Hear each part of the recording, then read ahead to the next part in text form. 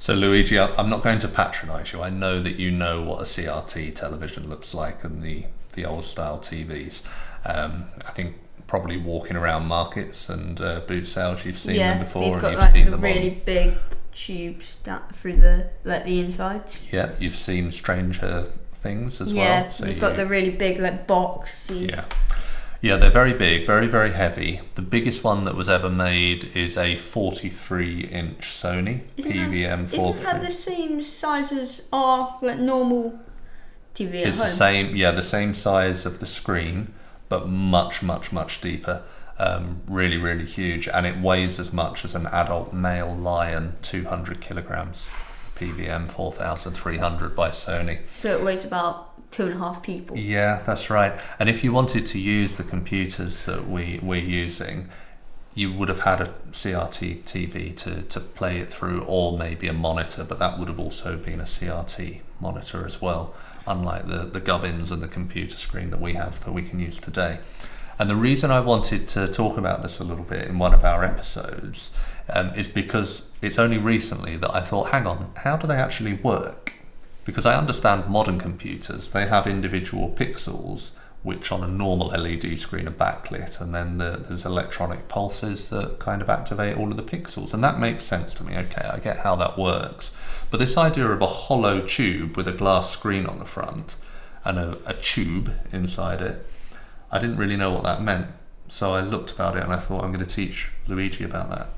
So the way it works, it's like a big vacuum filled glass case, and the front panel of glass that you see has phosphor powder on the inside of it. Yeah.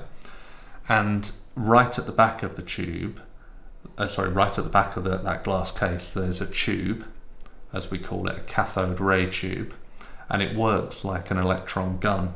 So it actually fires electrons at the phosphor on the glass. Ignites them, I'm guessing. Yeah, makes it flash, that's right.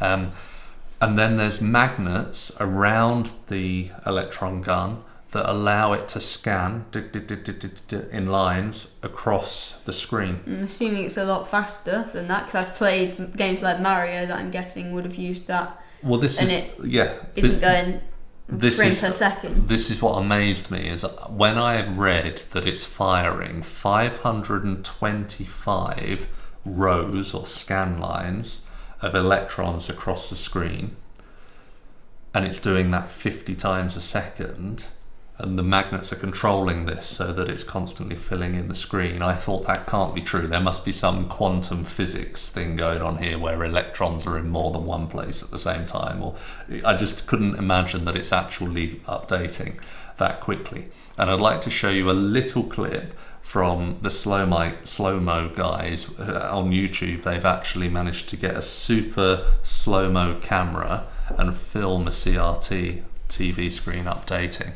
So let's just turn this computer on.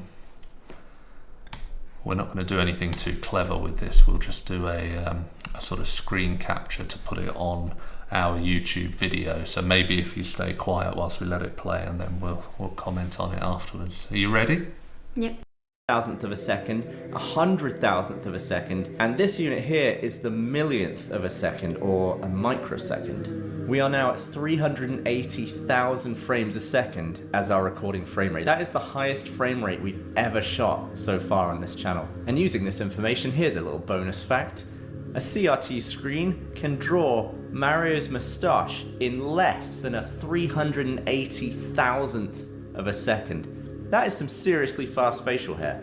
It's incredible, isn't it? Yeah. Yeah, absolutely amazing. I didn't believe that that's how they actually worked. All of those hours that I've watched televisions for in the olden days, and I didn't realise how fast that TV was working continuously. And when you think about how many electrons it must fire in an hour or during the course of a movie, absolutely incredible. Now, we're not going to get a CRT monitor.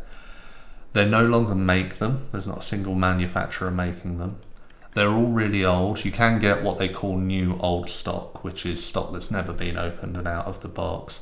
But for me, we've got enough risks with our equipment. We have a way to get it onto the monitor.